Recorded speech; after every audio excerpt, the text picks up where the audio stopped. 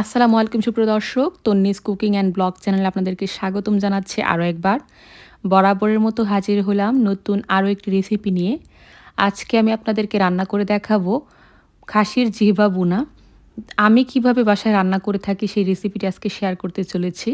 আমরা কম বেশি সবাই জানি কিভাবে খাসির জিহ্বা রান্না করতে হয়। তারপরও আমি দেখাচ্ছি নতুন রাঁধুনি, ব্যাচেলর, প্রবাসী বা স্টুডেন্ট যারা আছেন, আশা করছি আজকের ভিডিওটি তাদের জন্য ভীষণ হেল্পফুল হবে।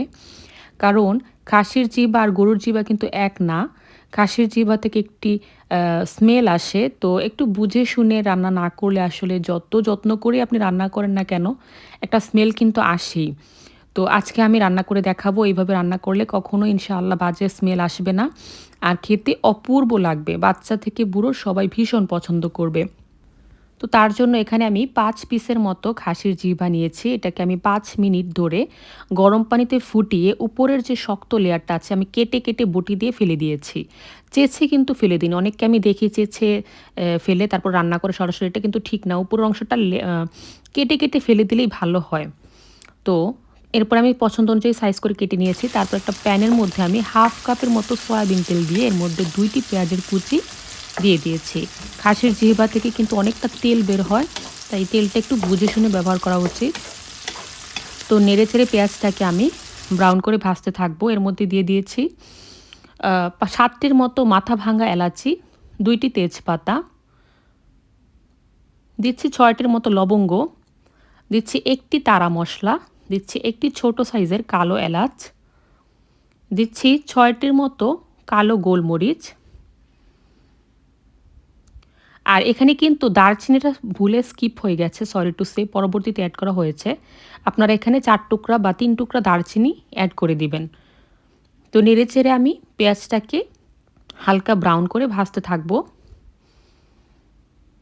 পেঁয়াজটা ব্রাউন হয়ে গেছে। এই পর্যায়ে আমি 1 চামচ আদা বাটা, 2 চামচ রসুন বাটা দিয়ে দিলাম।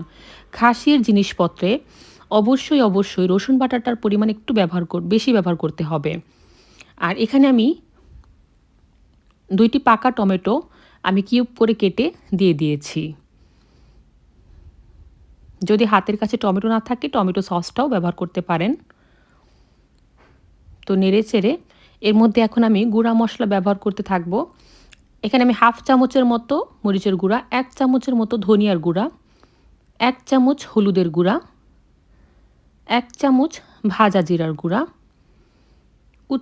এখানে আমি 2টি জয়িত্রী, 1টি জায়ফলের 4 ভাগের 1 ভাগ খুব ভালো করে গুঁড়া করে সেটা দিয়ে দিলাম। এখানে উঁচু করে 1 চামচ লবণ দিয়ে দিয়েছি, মানে স্বাদ বুঝে লবণটা দিয়ে দিয়েছি। পরবর্তীতে প্রয়োজন হলে আরেকটু অ্যাড করা যেতে পারে। এবার সব কিছু খুব ভালো করে নেড়েচেড়ে কষিয়ে নিব। মশলা খুব ভালো মতো কষানোর জন্য এখানে আমি 1.5 কাপের মতো কুসুম গরম পানি অ্যাড করছি। মশলাটা যত ভালো কষানো হবে রান্নাটাও কিন্তু ততই ভালো হবে। মশলা কষানো হয়ে গেছে, খেয়াল করে দেখুন উপরের তেলটা কিন্তু ভেসে উঠেছে। এবার এর মধ্যে আমি টক দই দিয়ে দিচ্ছি, 1.5 কাপের মতো ফ্যাটানো টক দই দিয়ে দিচ্ছি।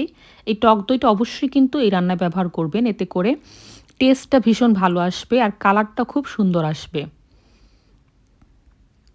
এই পর্যায়ে আমি খাসির জিহ্বাগুলো দিয়ে দিচ্ছি।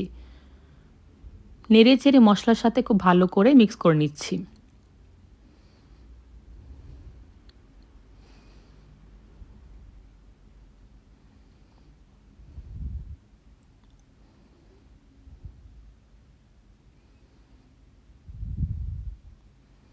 এবার এর মধ্যে আরও কিছু মশলা অ্যাড করছি।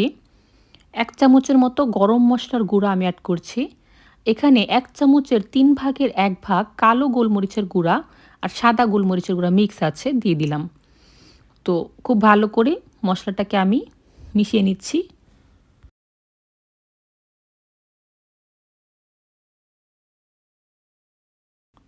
ঢাকনা দিয়ে আমি এটাকে ভালো করে কষিয়ে নেব কিছুক্ষণ।